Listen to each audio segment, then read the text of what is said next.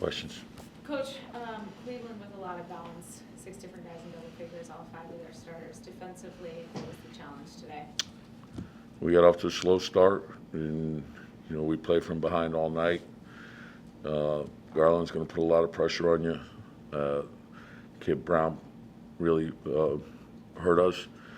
Levert cracked us off the dribble, and then Markkanen and Love spread you out as well. So, yeah. Toppin, career day for him, 20 points, 9 for 9 from the free throw line, shot the ball well. What did you see from him? I know this morning you were telling me that he's done a nice job slowing the game down. Yeah, we got to measure it more by how the group plays. So we started off slowly. We got in a big hole. I think our starters are capable of playing a lot better than we did, but Obi, he's done a nice job all year for us. So, but I think we were lethargic, and if you don't play with an edge, you can deal with the missed shots. But defensively, we can't win like that. Quickly, in the fourth quarter there, he put together a nice stretch where he was trying to get you guys back into this thing. What did you see from him running the team at that point? Yeah, at that point, you're just searching. I thought Arcidiacono came in and gave us good minutes because he got into the ball. And so that got that group going a little bit. But again, the same thing. You're expecting more from the bench to give us a lift, a spark, and we didn't get that. Did Obi have to talk his way back into the game? Because it looked like he was still limping a little when he came back in the fourth. No.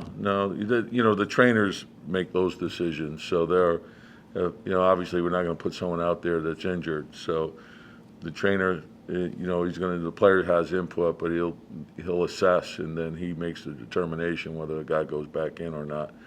So, we'll see how he is tomorrow, but he looked like he moved fine at the end. Coach, they outscored you in the paint. What is it defensively that you just weren't able to do to get them out of the paint, and also the spray outs to the threes? Probably a compilation of things. So it's, getting into the ball, being tied together. If one guy's, doesn't read the ball the correct way, it's going to put you in a hole, put you behind. So, as I said, that Garland's going to put a lot of pressure on you, but they can spread you out too. Love and Markkanen are at the 4 and 5, so you're going to have to scramble.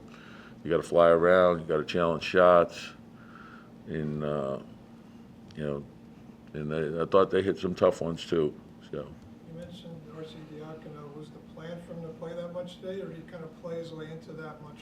Well, we knew we're down to 9 guys for the game tonight, or today. So, but he's done a really good job in practice. So, we wanted to see him out there, and I thought he handled his minutes well. When you play that Taj Obi front court, basically Taj is a stretch 4 and Obi kind of is a 5. What do you think of Obi's viability offensively, specifically as a 5 moving forward? Well, he's good rolling, and so that part I like. Then the problem is defensively.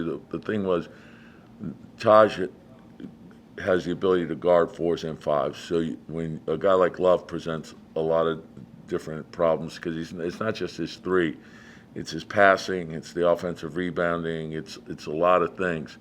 So I think Taj's versatility allows you to do that. Obi more on offense is the 5, and Taj is the 4 because of his ability to space you out a little bit more. And then, defensively, Taj can guard like the 4s that are the Kevin Loves, but he also can guard the 5s that are, low post guys. Coach, in the past, you talked about defense is recognition, positioning, and effort. What did you see missing out of those 3 tonight? Again, it's hard to say other than containment of the ball, but I want to look at the film first. And as I said, it's, you look at all aspects of your defense, whether you start usually with your defensive transition, then you get to your protecting the paint, shrink, help. Then you look at pick and roll defense, your catch and shoot defense, low post defense, and then you analyze, okay, what happened? Like oftentimes people think like, oh, this guy made a mistake, and it's really not that guy. Like if I said, okay, what are we supposed to do on stack pick and roll? Most people wouldn't know. And if the guy in the corner is not doing his job, then you might think it's the guy that's in the 3-on-3 part of the stack, and it's really not. It was the corner man who didn't fulfill his responsibility. So if one guy's not doing it, then that causes problems. RJ missed a bunch of shots around the rim tonight. I know he's talked about kind of his layup package being something that he wants to improve on. What specifically would you like to see him get better Well, at? it's not really like a layup package as much as it is a rim read. So we want him to attack the rim. We think it's one of the things that he does well. And then when you get in there, you have to read, okay, what are they doing? How many defenders are in the lane? So if you got an angle to the basket and you're one-on-one, you go. If you have 2 or 3 defenders in there, you've done your job. You forced them to collapse, so spray. So it's one of the areas I think he has gotten a lot better in. And so it's all aspects of it, and especially to recognize, okay, when I get by that first guy, they're sending the second and third guys coming also, and they got size.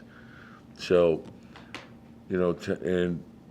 today I thought I want to look at the film to make sure that, I saw it correctly, but we'll look at it and hopefully he'll be ready to go tomorrow. He's a good student of the game.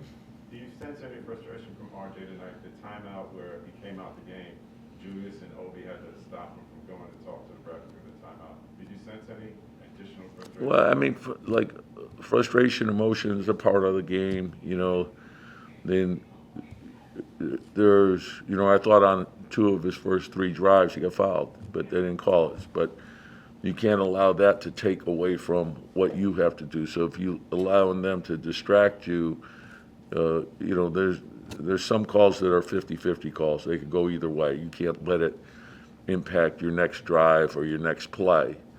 And sometimes I think the frustration comes if it's called tight the other way and you get a cheap foul, and then that's where the problems come in. But I don't want to put it on the officials.